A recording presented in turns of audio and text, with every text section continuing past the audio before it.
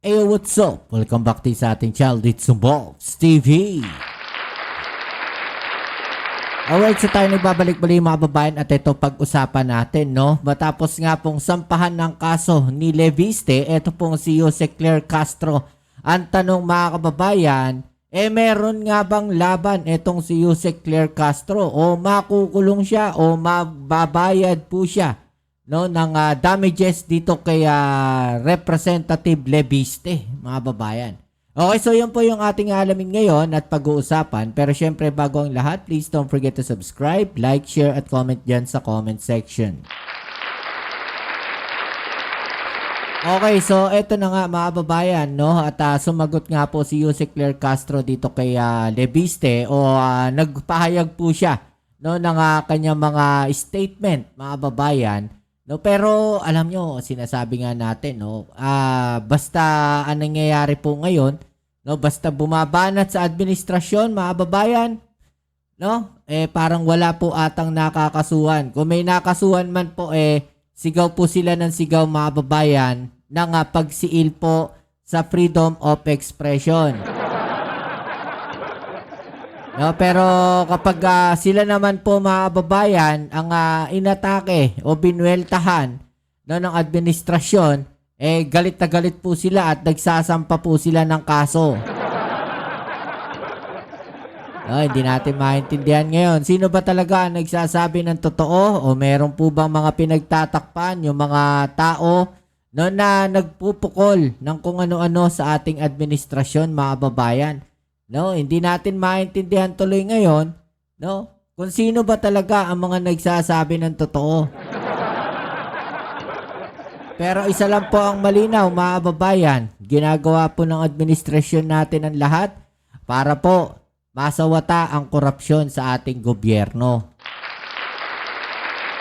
Yun po ang malinaw, mga babayan. Kaya ang panawagan natin doon sa mga tao o sa kung sino man, no, sa mga politiko, no, kung gusto ninyong masawata ang korupsyon talaga, tulungan ninyo yung gobyerno, tulungan ninyo yung administrasyon, no, wag tayo magturuan, wag nating sirain yung magandang adhikain ng ating pangulo, no, na masawata o mahuli yung mga nasa likod ng mga korupsyon na to. Okay, so ito, panoorin natin mga babayan ang naging sagot ni Jose Claire Castro dyan po sa kasong isinampa sa kanya ni Representative Leviste. Alright, let's go.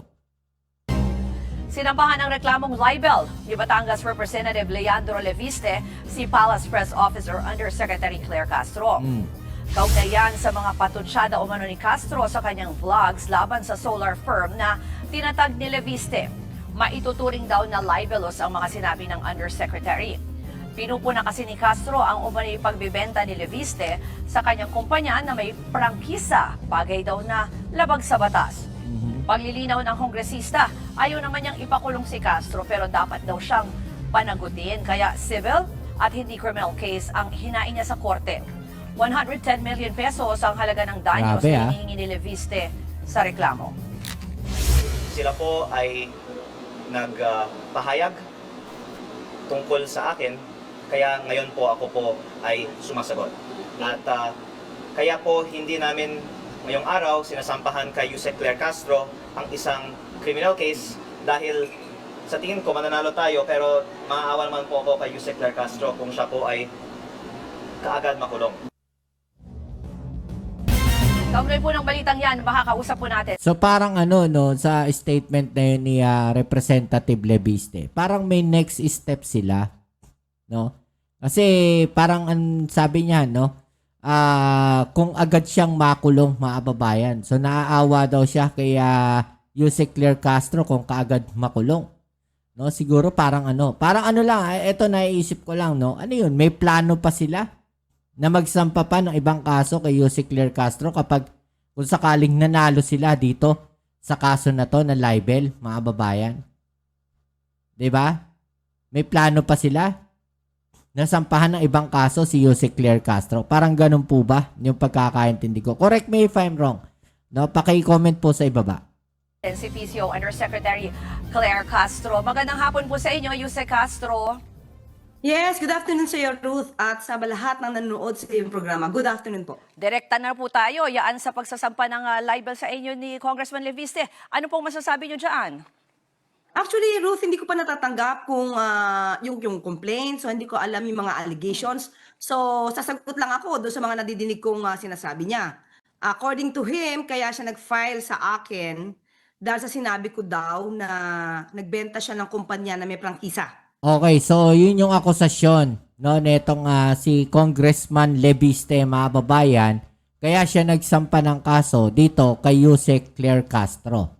Okay, so yun po, no, yun yung pinag-ugatan nung libel case na to, mga babayan. Tama? Mm-mm. At naitanong din to sa isang programa, sa isang interview, na hindi galing sa akin ang nasabing balita ko, hindi mismo kay Ombudsman. Sa Ombudsman. Pero hindi nga niya daw sasampahan ng kasang Ombudsman. Mas pinili niya akong sampahan, kahit ako yung hindi yung source. Well, anyway, kung yun lang naman ang issue, Ruth, kasi yun lang yung nababanggit niya, siguro mas maganda, unang-una, meron naman kasi talaga siyang issue sa DOE. So, mas maganda, sagutin muna niya yon kaysa ma-divert yung attention ng tao dahil baka mawala yung issue tungkol sa pagmumulta. Yon, mga babayan, di ba? So ito actually naisip ko yung sinasabi na yan ni Jose Claire Castro. Baka naman another diversionary tactics na naman ito. No, kasi nga lumabas pumutok yung issue, no, tungkol dun sa solar na company ni Leviste, mga babayan. At siya po ay pinagmumulta, no, ng Department of Energy o DOE, mga babayan. 'Di ba? So, ito naisip ko lang din na baka another diversionary tactics na naman para mapagtakpan, no, yung issue na 'yon. Tama po kaya, no, yung sinasabi na to ni Jose Claire Castro, kasi marami na tayong nakitang ganyan 'Di ba? Yung mga ganyang klaseng senaryo na kung saan pagka may pinukol na issue sa isang politician o sa kung sino man, mga babayan, no, imbis na sagutin nila yung mga issues na 'yon, sasagot sila pero wala kang makuhang malinaw na sagot, no, or gagawa sila ng mga diversionary tactics, 'di ba? May mag-i-issue sila ng mga ganitong statement, magkakaso sila ng mga ganito, may mga pasabog sila ng ganito, 'di ba? So nalilihis na yung issue, 'di ba? So yun yung sinasabi dito ni Jose Claire Castro. Dapat mag-focus din tayo, no, doon sa penalties o yung pinagbabayad, no? Etong si Representative Leviste ng DOE. 'Di ba? Dapat matutukan din 'yon. Wag lang nakafocus dito sa libel case ni Jose Claire Castro. Ang usapin kasi dito is yung tungkol doon po sa DOE, no, na issue ni Leviste. 'Di ba, mga babayan? Sa di umanong hindi niya pagtalima sa kanyang obligasyon dito sa kanyang mga solar firms. At ito'y naging malaking kawalan sa ating bansa at sabi ni Secretary Sharon Garin ay naapektuhan ng 12,000 households. Grabe Yun ang sa akin pagkakaalalang sinabi ni Secretary Sharon Garin. So dapat masagot muna niya yan dahil talagang malaki ang epekto nito sa hindi pagtalima sa obligasyon. Now, patungkol sa sinasabi niya na sinabi ko daw na hindi naman siya nagbenta daw siya ng kumpanya na may prangkisa. Hindi din sa akin galing yon. Mismo siya ang nagsasabi sa isang interview nung tinanong siya kung ano ang estado ng solar para sa bayan na siyang may prangkisa. Sinabi niya na hindi na siya ang may-ari at tinanong siya kung ito ba'y na-divest niya. Sinabi niya, oo, nag-divest siya. So, hindi sa akin galing na nag-divest siya ng property or rather ng kumpanya na may prangkisa, kundi galing mismo sa kanya. Na makikita naman yan sa mga interviews niya. Yung medyo pinanood ko nga rin po briefly yung kanyang briefing kasi ang sinasabi niya kasi parang kumbaga parang nagkamali daw po kayo sa anyway, masalimuot po yung mga kumpanya, no? Ang sinasabi niya lang po, nagkamali daw kayo, hindi daw kayo nag-research doon sa pagtukoy sa kanyang kumpanya na binenta na hindi naman daw po niya binenta yung merong franchise. Parang ganun yung paliwanag niya, kumbaga parang iba yung tinutukoy na kumpanya, ano po. Pero may binanggit din kasi siya, I mean, you know, if you're just looking at yung mga companies na sinasabi niya, no? Pero ang sinasabi niya rin po ay tila kasi yung mga ganitong mga pahayag nyo daw, nililihis lang daw yung tunay na issue tungkol dun sa usapin po ng korupsyon sa gobyerno. Ruth, hindi naman sa atin nanggaling yung issue na to. Nagsimula ito kay Ombudsman, sa kanyang programa. Doon nag-start ito. At ang sabi nga niya, di ba, hindi dapat lang nape-flip ang pag-aari, lalo na kung may prangkisa. At ito din naman ay nanggaling din sa Secretary of Energy. Hindi po sa ito galing. So hindi maaaring sabihin na iniiwas lang yung politika or iniiwas lang yung totoong issue. Iba ang issue sa flood control projects, iba ang issue dito sa kumpanya na may prangkisa na hindi daw niya natupad. Hindi niya natupad ang kanyang obligasyon. At muli, sabi niya hindi siya nagbenta ng kanyang kumpanya ng may prangkisa. Mas maganda dito, Ruth. Lahat, iniimbitahan ko na. Tignan niyo po yung kopya sa SEC nitong solar para sa bayan. Makikita natin dyan kung talagang hindi siya nag-divest. But anyway, inamin naman niya, nag-divest siya. Sinabi niya sa interview. Yung sinasabi nyo nga kasi hindi kayo yung source no tungkol dito sa mga usapin tungkol dito sa mga solar energy companies ni Congressman Leviste. Bakit po kaya kayo yung kinasuhan? Ano? Bakit po kaya kayo yung pinuntirya? Anong tingin nyo dyan? Hindi, inamin niya kanina sa interview niya rin. Sabi niya, hindi niya na makakasuhan si Ombudsman dahil daw kaibigan ng nanay niya at ginagalang niya. So does it mean ba na dahil hindi ako kaibigan ng nanay niya at hindi niya ako ginagalang, ako yung pipiliin niya? So sinisingle out niya ako. So parang ako yung ayaw niyang pagsalitain. Well, in the first place, sabi ko nga, Ruth, lahat ng aking content, base naman din sa news. At nagre-react lang tayo at ina-explain ko sa mga viewers natin yung legal implication nito. Pagka may prangkisa ka, paano mo binenta, at kung kailan ka may conflict of interest. Kasi lumalabas dito, siya pa ay parte ng SPNEC. And I believe, kung di tayo magkakamali dyan, ang SPNEC ay also ay still engaging, no? And transacting with the government. So, ang tanong dyan, may conflict of interest ba siya being a congressman and still owns 18% dun sa SPNEC? No, I mean, it's just, it is a legal question.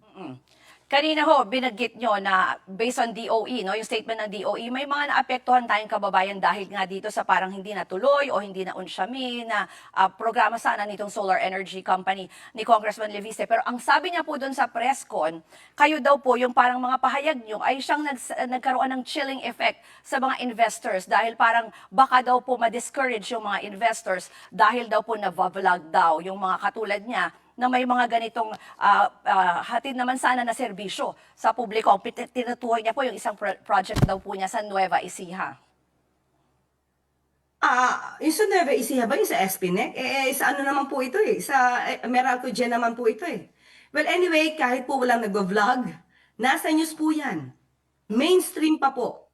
So, papaano niyo po masisisi sa akin kung ang naglabas po nito ay ang Ombudsman at ang Department of Energy. Ipiniliwanag sa lahat ng mga news network, no? Kung paano ba ang nangyari at ano ba yung liability ng Solar Philippines na pag-aari. 99% pag-aari pa, di umano, base sa record po ng DOE, pag-aari pa po ito ni Congressman Leviste. So bakit sa akin niya ituturo kung mismo ang source ay Department of Energy at ang Ombudsman? Actually, ito yung sinasabi natin. No? Gumagawa lang tayo ng reaksyon. Nagbibigay lang tayo ng komento natin.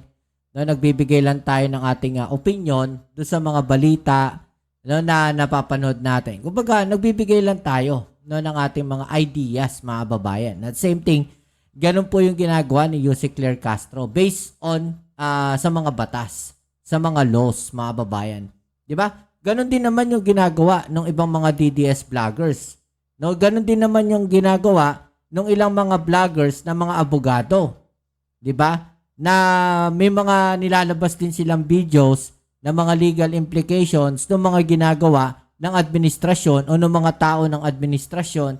'Di ba? Pinupunarin nila yung mga sinasabi ni Jose Claire Castro. 'Di ba mga babayan? So dapat alam din 'yan ni Congressman Leviste na ganon. No, yun nangyayari. 'Di ba? Dapat alam din nila 'yan. As a lawyer po, anong tingin nyo? Kumpiyansa ba kayo na masasagot nyo po ito ng maayos? Wala pa naman po kayong kopya, sabi nyo. No? Pero ano po ang next move nyo? Well, as a lawyer and as the defendant in that case, syempre sabihin ko matatalo ko siya. Paano pong paraan? Sa paano pong paraan? Ano po yung, saan galing po yung inyong kumpiyansa? Dokumento. Okay. Ma'am, move on na tayo sa ibang issue. Medyo mainit din po kasi itong usapin ng Independent Commission for Infrastructure kanina. Okay, so yun mga babayan. So mas naliwanagan tayo, no, dito po sa mga issues na to. At mukhang lalabanan talaga ng mata sa mata at ipin sa ipin ni Jose Claire Castro. Ito pong kasong sinampa sa kanya ni Congressman Leviste. No, yan po ang ating video muna ngayon mga babayan. At muli maraming salamat sa lahat ng mga patuloy na nakasuporta dito sa ating channel. Kita-kits tayo sa ating next video. Ito muli ang inyong Kuya Mobs sa Mobs TV. Peace. And now.